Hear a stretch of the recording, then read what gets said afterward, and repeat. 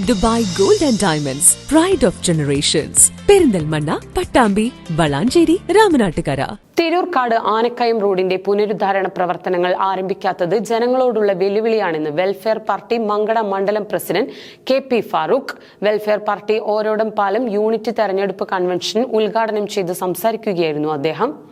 അനുകൂലമായ കാലാവസ്ഥയിലും തിരൂർക്കാട് ആനക്കയം റോഡിന്റെ പുനരുദ്ധാരണ പ്രവർത്തനങ്ങൾ ആരംഭിക്കാത്തത് ജനങ്ങളോടുള്ള വെല്ലുവിളിയാണെന്ന് വെൽഫെയർ പാർട്ടി മങ്കട മണ്ഡലം പ്രസിഡന്റ് KP ഫാറൂഖ് അഭിപ്രായപ്പെട്ടു. Welfare party Orodampalam unit തെരഞ്ഞെടുപ്പ് കൺവെൻഷൻ ഉദ്ഘാടനം ചെയ്ത് സംസാരിക്കുകയായിരുന്നു അദ്ദേഹം. കഴിഞ്ഞ 14 വർഷമായി റീടാറിംഗ് നടത്താത്ത ഈ സംസ്ഥാന പാതയുടെ മുഴുവൻ ഭാഗവും ഇപ്പോൾ വലിയ കുഴികളായി മാറിയിരിക്കുകയാണെന്ന് അദ്ദേഹം പറഞ്ഞു. വലിയ കുഴികളിൽ കോറി വേസ്റ്റ് നിറച്ച് ജനങ്ങളെ കണ്ണിൽ പൊടിയിടാനാണ് പൊതുമരാമത്ത് വകുപ്പ് ശ്രമിക്കുന്നതെന്നും KP ഫാറൂഖ് വിമർശിച്ചു. റോഡ് പുനരുദ്ധാരണത്തിനായി 96.30 ലക്ഷം രൂപ അനുവദിച്ചിട്ടും യാതൊരു പ്രവൃത്തികളും ഇതുവരെ ആരംഭിച്ചിട്ടില്ലെന്നത് പൊതുമരാമത്ത് വകുപ്പിന്റെ പ്രവർത്തനമില്ലായ്മയുടെ തെളിവാണെന്ന് അദ്ദേഹം കുറ്റപ്പെടുത്തി. യൂണിറ്റ് പ്രസിഡന്റ് സാഹിദ ഖാലിദ് അധ്യക്ഷത വഹിച്ചു.